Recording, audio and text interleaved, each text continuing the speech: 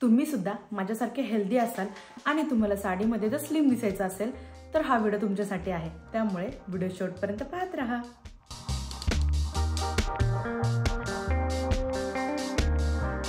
ज्यावेळी तुम्ही साडी घ्यायला जाल त्यावेळी नेहमी लाईट वेट साड्या घ्यायच्या, कारण काय होतं, ज्यावेळी तुम्ही फुगणाऱ्या साड्या घेता त्यावेळी त्याचा भोंगा होतो आणि त्याचा आकार मोठा दिसायला लागतो, त्यामुळे तुम्ही सुद्धा जाड दिसायला लागता। त्यामुळे नेहमी लाईट वेट साड्या घ्या। आता लाईट वेट साड्या कोणत्या, तर georgette, chiffon, net, soft organza यांसारख्या साड्या अंगाला चोपून बसतात, त्यामुळे तुम्ही सुद्धा स्लिम दिसता।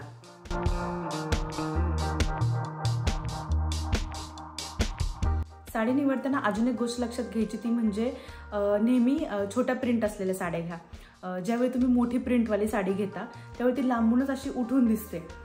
तुम्ही जर हेल्दी असाल आणि तुम्ही जर अशी मोठ्या प्रिंटवाल्या साड्या घातलात तर तुमचा ऑलरेडी आकार मोठा असेल तर ते प्रिंट अशा एकदम लांबून उठून दिसतात। त्यामुळे नेहमी नाजूक डिझाईन असलेल्या साड्या निवडा। आणि जर तुम्हाला मोठी प्रिंटवाली साडी आवडतच असेल तर जवळजवळ प्रिंट असणारी साडी घ्या। लांब लांब असणारी गॅप असणारी प्रिंट घेऊ नका।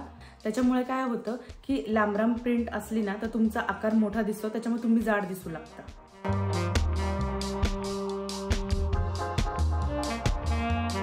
तुम्ही जर हेल्दी असाल तर शक्यतो व्हर्टिकल लाईन्स असलेले किंवा उभ्या पट्ट्या असलेल्या किंवा उभ्या डिझाईन्स असलेल्या साड्या निवडा। याच्यामुळे काय होतं की उभे असे पट्ट्या असल्यामुळे आपले नजर अशी उभी जाते आणि त्यामुळे तुम्ही उंच दिसू लागता आणि तुम्ही स्लिम दिसता। ते जर तुम्ही अशा आडव्या पट्ट्या असलेल्या किंवा हॉरिझॉन्टल डिझाईन असलेल्या तुम्ही साड्या निवडलात तर ते अशा पसरट दिसून तुम्ही सुद्धा जाड दिसता। बरं, आता हॉरिझॉन्टल किंवा आडव्या डिझाईन्स असलेल्या साड्या कुणाला छान दिसतात, जे ऑलरेडी स्लिम आहेत त्यांच्यासाठी या साड्या खूप छान दिसतात।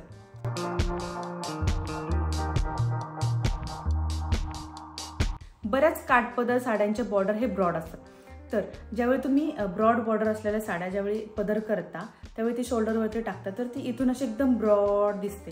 त्याच्यामुळे तुमचा शोल्डर असा एकदम हेवी दिसतो आणि अशी म्हणजे आकाराने अशी पसरट दिसते। ज्यावेळी तुम्ही मिऱ्या करता त्यावेळी पायात सुद्धा अशी आडवी मोठी बॉर्डर दिसते, म्हणजेच काय तर ती अशी एकदम पसरट उठून दिसते, त्यामुळे तुम्ही असे एकदम असे जाड असे दिसता। त्याच्यामुळे नेहमी बारीक असलेल्या बॉर्डर्स किंवा नाजूक असलेली बॉर्डर तुम्ही निवडा।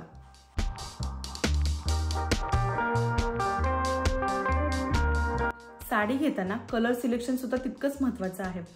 तुम्हाला जर डार्क कलर आवडत असेल जसं की navy blue, brown, red, black यासारख्या साड्यांमध्ये आपण छान स्लिम दिसतो, पण ते जर तुम्ही लाईट कलर वापरले जसं की पेस्टल कलर्स आहेत तर अशामध्ये आपण थोडेसे हेल्दी दिसतो।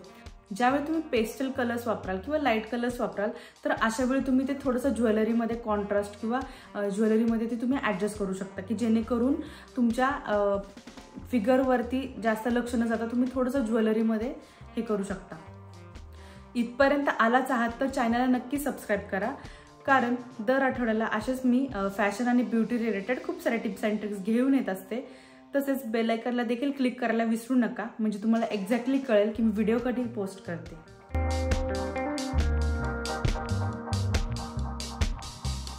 नेहमी ब्लाऊज हा खूप फिटेड नसावा किंवा खूप लूज पण नसावा।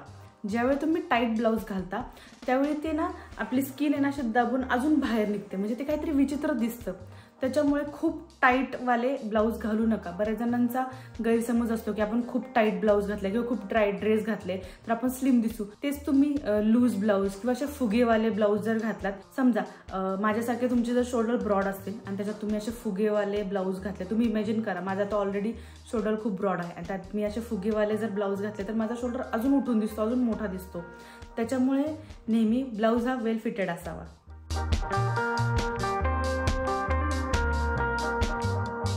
साडी घालताना आपण जो रेग्युलर कॉटनचा जो परकर घालतो ना तो न घालता शेपवेअर घाला। कॉटनच्या परकरनी काय होतं की आपण ज्यावेळी ॲडजस्ट करतो त्यावेळी साडीचा तो घोळ तयार होतो, त्याच्यामुळे साडी फुगते आणि आपण जाड दिसू लागतो। ते जर तुम्ही शेपवेअर घातलात तर काय होतं की शेपवेअरनी छान आपली साडी चोपून बसते। कॉटनचे परकर जर तुम्ही फिटेड घेतलात तर काय होतं की आपल्या उठाय बसायला प्रॉब्लेम होतो, पण शेपवेअरमध्ये तसं नाही होत। शेपवेअरचं मटेरियल हे लायक्राचं असतं, त्याच्यामुळे तुम्हाला छान उठता बसता येतं आणि तुम्ही छान कम्फर्टेबल असता आणि सोबतच तुमची साडी सुद्धा छान चोपून बसते। त्याच्यामुळे कॉटनचे परकर न वापरता तुम्ही आपले जे काही लायक्राचे शेपवेअर्स असतात ते वापरा। आता शेपवेअर सुद्धा वेगवेगळ्या कलरमध्ये मिळतात, ते तुम्ही साडीच्या रंगानुसार ते तुम्ही घेऊ शकता।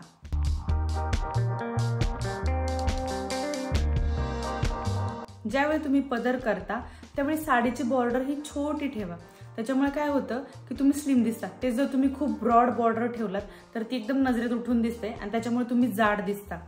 बऱ्याच जणांना ओपन पल्लू किंवा वन साइड पदर घ्यायची आवड असते, पण काय होतं की त्यांना ते मॅनेज होत नाही, तर ती खूप बल्की दिसतं किंवा असं फुगते साडी, मॅनेज होत नाही। तर त्यांच्यासाठी पुढची टिप आहे,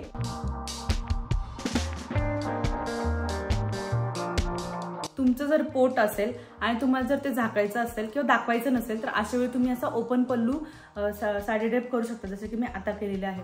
पण ती अशीच मोकळी न सोडता तिची बॉर्डर घेऊन उचलून तुम्ही अशी वर ठेवून इथं पिन करू शकता, ज्याच्यामुळे ती अशी अनमॅनेजेबल किंवा अशी बल्की दिसत नाही, ती चोपून बसते आणि तुम्ही सुद्धा स्लिम दिसता, सोबतच तुमचं पोट पण झाकून जातं।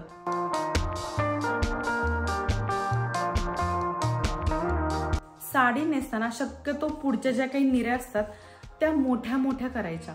तुम्ही जर छोट्या छोट्या निऱ्या केल्या तर काय होतं, ते ज्यावेळी तुम्ही खोचता त्यावेळी पोट आपलं जास्त दिसतं। ते जर तुम्ही मोठ्या मोठ्या मिऱ्या घेतल्या तर त्या व्यवस्थित फ्लॅट बसतात, त्याच्यामुळे नेहमी मोठ्या निऱ्या करा, जेणेकरून ते व्यवस्थित बसतात आणि तुमचं पोट सुद्धा फुगलेलं दिसत नाही।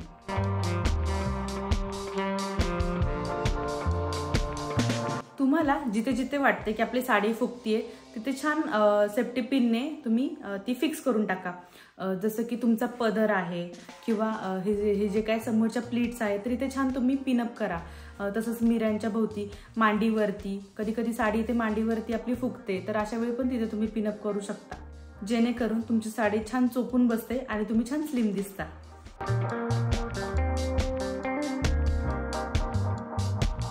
तुम्हाला जर हिल्स आवडत असेल तर साडीवरती हिल्स नक्की घाला, कारण काय होतं ज्यावेळी तुम्ही हेल्दी असाल किंवा तुमची हाईट कमी असते तर अशा वेळी तुम्ही हिल्स घातला तर काय होतं, साडीचा फॉल हा खूप छान पडतो आणि तुमची उंची वाढल्यामुळे काय होतं की तुम्ही सुद्धा स्लिम दिसता।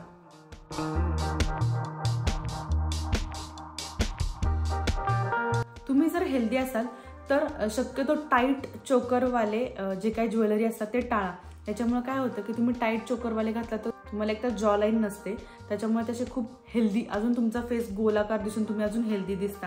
तेच तुम्ही असे लॉंग नेकलेस घालू शकता, सोबतच कमरेचा पट्टा किंवा कमरेच्या जवळ जी काही ज्वेलरी असते ती शक्यतो टाळा, त्याच्यामुळे काय होतं की तुमचं जर पोट असेल तर ते अजून उठून दिसतं।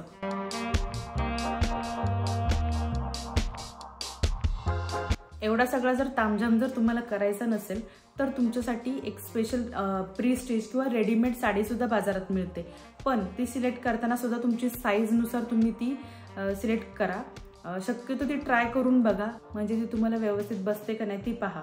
याच्यामुळे काय होतं की तुमचा वेळ पण वाचतो आणि झटपट तुमची साडी सुद्धा घालून होते, ती कुठेही फुगत नाही, काही नाही, एकदम छान चोपून बसते।